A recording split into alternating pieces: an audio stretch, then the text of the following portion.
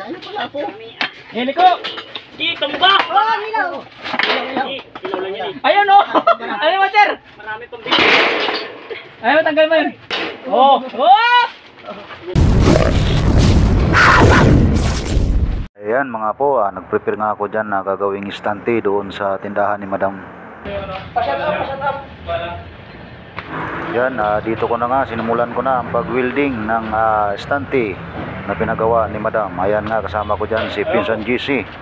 Ayan naman, may mga meron naman dyan, maraming mga meron. Ayan, binilisan ko na yan paggawa para matapos agad, para makapahinga. Siyempre, mabuti nga tinulungan tayo ni Pinsan GC dyan sa paggawa. Ayan, nakatayo na ang ating istante.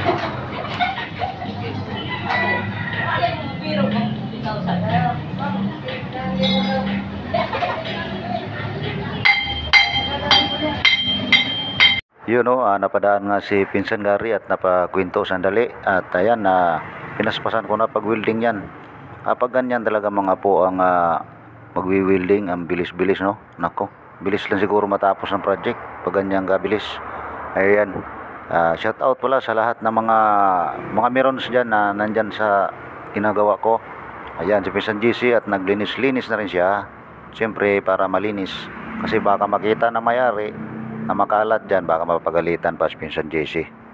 Wag lang ako. Hindi ako kasama, si Pinsan GC lang.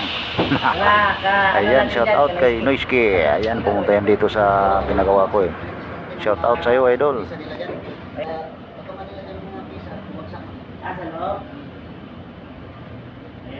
Shout out. Ayan, si Idol Noisky pala ay nagano siya, nangalakal yan. Masipag din yan si Idol Noisky. Isang tropa nating vlogger na sumasahod na. Pareho sa kay Maniniyot, Ako TV. Ayan, sumasahod na rin yan sila. Tayo na lang mga po ang hindi pa. Ayan, pangabangan na lang natin. Kalay mo saan? 150? Kulang pera ko eh. Torres lang binigay sa akin eh. Aapunuhan mo na kadla. Ganun pa rin? Ganun pa rin yung binili mo? Oo. Diyan lang ako bumili.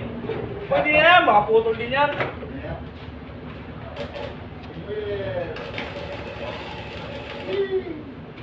Chef, paano pa tagal ito, Chef? Shoutout kay Butcho at ayan, Roda. Shoutout sa'yo, Chot. Ayan, inom muna tayo ng tubig siyempre at napaka-uhaw na talaga. Mahirap din pala mag-welding, mainit sa mukha.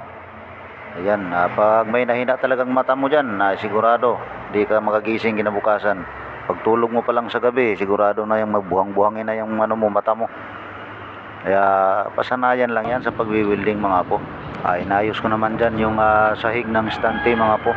Tibay yan, ginagawa namin istante dahil ano yan, bakal talaga yan.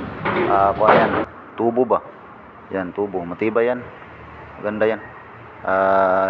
Hindi yan basta-basta baluktot dahil hindi naman masyado mabigat din yung karga nila dyan.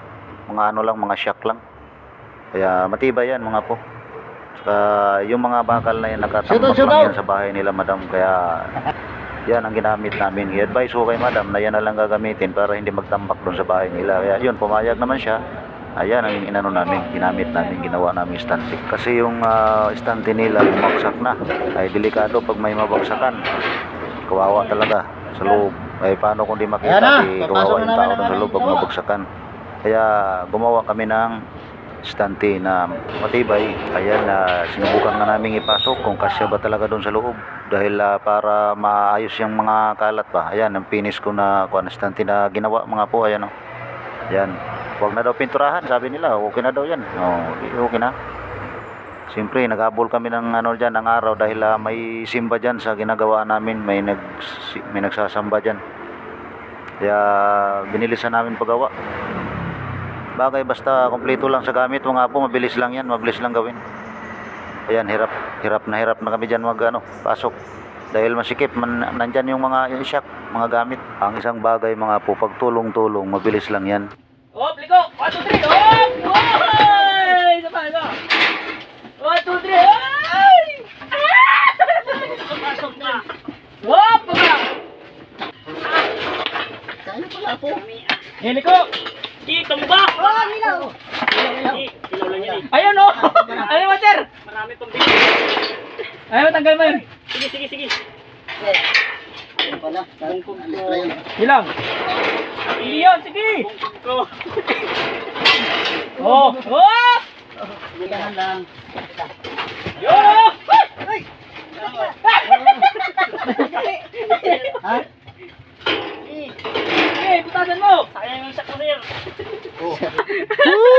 Ay! Okay, mamaya naman. Oh, snack. Ayan na nga mga po, naipasok na namin yung dalawang estante. Ayan na yung isa pa bukas namin, pag kinabukasan namin ipapasok na naman. Dahil 3 piraso yan, ay nakulang kami sa materialis. Kukuha naman ulit ako ng materialis. Ayan, kung natapos nyo po ang aking video, paki-follow, like and share. Bye-bye!